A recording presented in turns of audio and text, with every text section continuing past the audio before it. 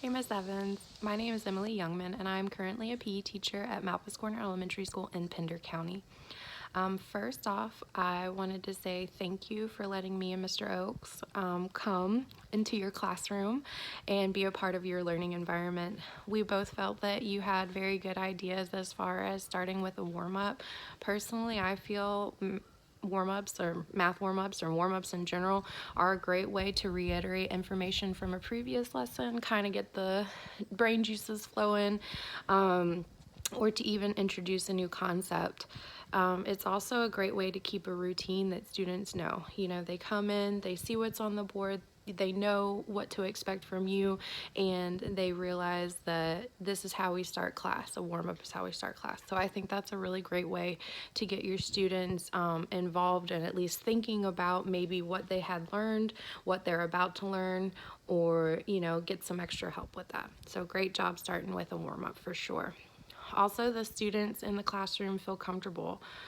You can see that they've adapted to having you as a teacher, and it's warm and inviting, and that's a really important thing to have when it comes to being a teacher, because if a student feels comfortable in their learning environment, they feel more motivated to work, not only for you, but for themselves, and to actually work on the learning. Your dialogue within the lesson is also very good. There wasn't like a set rule for raising hands and answering questions, or not that I could tell. Possibly if it was a more formal class it would be.